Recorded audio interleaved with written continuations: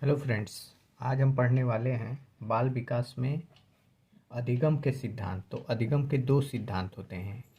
पहला अधिगम का व्यवहारवादी सिद्धांत और दूसरा अधिगम का संज्ञानात्मक सिद्धांत।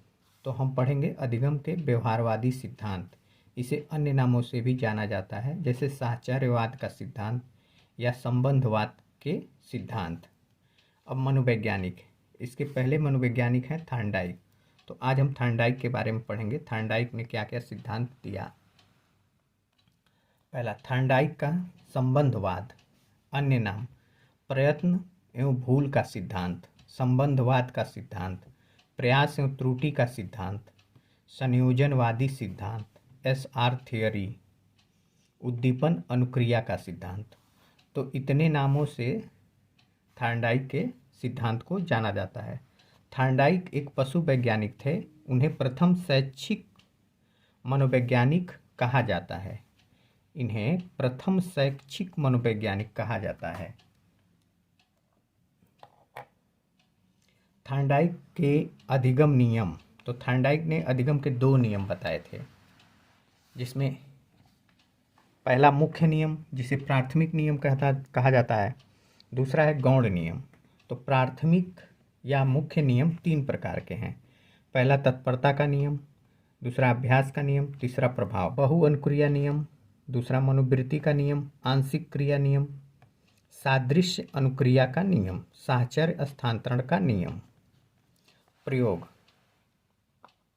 थॉर्नडाइक ने अपना प्रयोग बिल्ली पर किया। महत्वपूर्ण तथ्य, जो बिल्ली थी वो भूखी थी। उद्दीपन, बिल्ली के सामने एक उद्दीपक रखा गया, मछली, मृत मछली।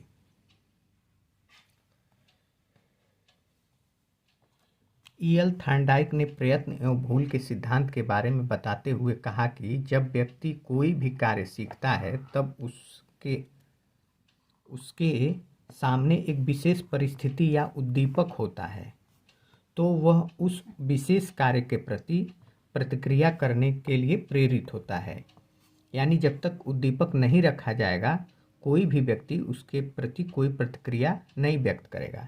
इस प्रकार एक विशिष्ट उद्दीपक, एक विशिष्ट अनुक्रिया, रिस्पॉन्स से संबंध स्थापित हो जाता है। उसे उद्दीपन अनुक्रिया कहते हैं। थॉर्नडाइक ने अपना प्रयोग बिल्ली पर किया। बिल्ली को कुछ समय तक भूखा रखने के बाद एक पिंजरे बॉक्स में बंद कर दिया, जिसे पजल बॉक्स कहते हैं। पिंजरे के बाहर भोजन के रूप में एक मछली का टुकड़ा रख दिया। पिंजरे के अंदर एक लीवर बटन लगा हुआ था, जिसे दबाने के बाद पिंजरा खुल जाता था। भूखी बिल्ली भोजन को प्राप्त करने के लिए पिंजरे से बाहर निकलने के लिए अनेक त्रुटिपूर्ण प्रयास किए। बिल्ली के लिए भोजन उद्दीपक का काम कर रहा था और उद्दीपक के कारण बिल्ली बार बार प्रतिक्रिया कर रही थी। बिल्ली एक बार अनेक बार बाहर निकलने का प्रयत्न किया। एक बार संयोग से उसके पंजे से लीवर दब गया और लीवर दबने के बाद दरवाज़ा खुल गया। बिल्ली बाहर आकर भोजन खाई और भूख शांत की। थॉर्नडाइक ने इस प्रयोग को बार बार दोहराया तथा देखा कि बार बार बिल्ली को बाहर आने में पिछली बार से कम समय लगा और कुछ समय बाद बिल्ली बिना किसी भूल के ही एक ही प्रयास में पिंजरे का दरवाज़ा खोलना सीख गई। इस प्रकार उद्दीपक और अनुक्रिया के बीच संबंध स्थापित हो गया। उपरोक्त प्रयोग से बिल्ली द्वारा अपनाए गए चरण: पहला, चालक, भूख, लक्ष्य, मछली, उल्टे सीधे प्रयत्न, पिंजरे को काटना इत्यादि, लक्ष्य प्राप्ति में बाधा, पिंजरे का दरवाज़ा बंद, प्रयोग से सफलता, लीवर का दबना, दरवाजे का खुलना, सही प्रयत्न का चुनाव, दरवाज़ा खोलने के लिए सही तरीका, स्थिरता से दरवाज़ा खोलना। इस सिद्धांत के अनुसार थॉर्नडाइक ने सीखने के नियम दिए जिन्हें दो भागों में बांटा जा सकता है। थॉर्नडाइक का सीखने का नियम, मुख्य नियम, गौण नियम। दूसरा, मुख्य नियम में पहला तत्परता का नियम, दूसरा अभ्यास का नियम, तीसरा प्रभाव का नियम।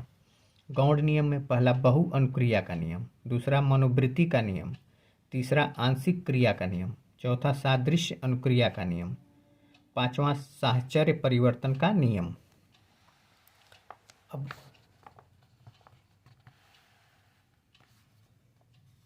पहला तत्परता का नियम।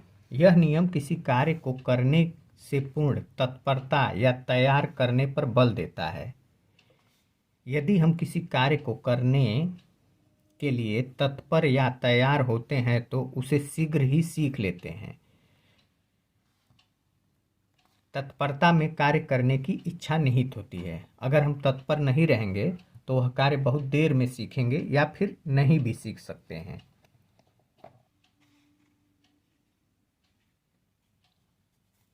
ध्यान केंद्रित करना भी तत्परता में सहायक होती है। जैसे एक घोड़े को तालाब तक हम ले जा सकते हैं लेकिन उसे पानी पीने के लिए बाध्य नहीं कर सकते।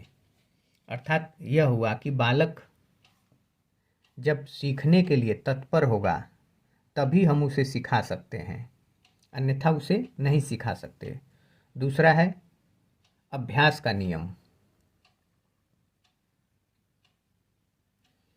यह नियम किसी कार्य को या विषय वस्तु के बारे में अभ्यास करने पर बल देता है। यदि हम किसी कार्य का अभ्यास करते हैं तो उसे सफलतापूर्वक सीख जाते हैं। यदि हम किसी कार्य का अभ्यास नहीं करते तो उसे हम भूल जाते हैं। यानी किसी भी कार्य को करने के लिए हमें अभ्यास जरूरी है। इसके दो उपनियम होते हैं, उपयोग का नियम और अनुप्रयोग का नियम। यह नियम पुनरावृत्ति पर आधारित होता है, यानी कुछ समय के बाद सीखे गए कार्य को दोहराना। दूसरा, अनुप्रयोग का नियम। अनुप्रयोग का नियम, यह नियम विस्मृति पर आधारित होता है। जैसे करत करत अभ्यास के जड़मत होत सुजात, यानी आप बार बार किसी कार्य को करेंगे तो वह कार्य आप जल्दी सीख सकते हैं। तीसरा है प्रभाव का नियम। यह नियम संतोष तथा असंतोष का नियम भी कहा जाता है। इस नियम के अनुसार जिस कार्य को करने में प्राणी को सुख मिलता है उस कार्य को बार बार करना चाहता है, और इसके विपरीत जिस कार्य को करने में दुख या असंतोष मिलता है उस कार्य को दोबारा नहीं करता है। अब गौण नियम।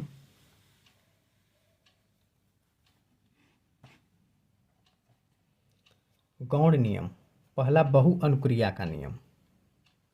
इस नियम के अनुसार जब प्राणी के सामने कोई समस्या उत्पन्न हो जाती है तो इसका समाधान करने के लिए अनेक प्रतिक्रियाएं करता है, और इन प्रतिक्रियाओं को करने का क्रम तब तक जारी रखता है जब तक कि सही प्रतिक्रिया द्वारा समस्या का समाधान का हल प्राप्त न हो जाता हो। प्रयास एवं त्रुटि का सिद्धांत इसी नियम पर आधारित है।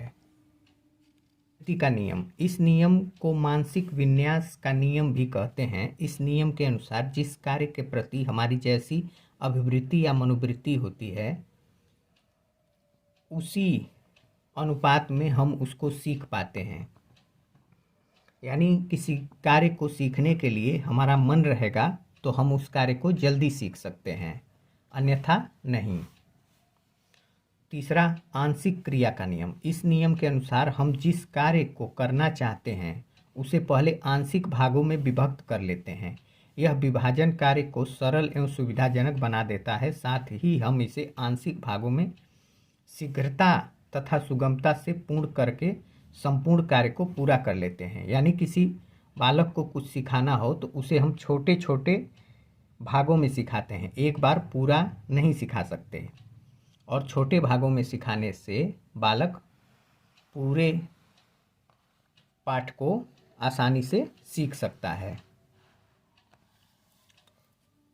चौथा है सादृश्य अनुक्रिया का नियम। इस नियम के अनुसार प्राणी भी कई परिस्थितियों में वैसी ही अनुक्रिया करता है जो उसके पूर्ण अनुभव पर अनुक्रिया से सादृश्य हो। साधारण शब्दों में इस नियम से तात्पर्य यह है कि पूर्व अनुभवों की सहायता से नवीन क्रिया को सीखना। इस नियम के आधार पर थार्नडाइक ने अधिगम के स्थानांतरण के समान तत्व सिद्धांत का प्रतिपादन किया। पांचवां, साहचर्य परिवर्तन या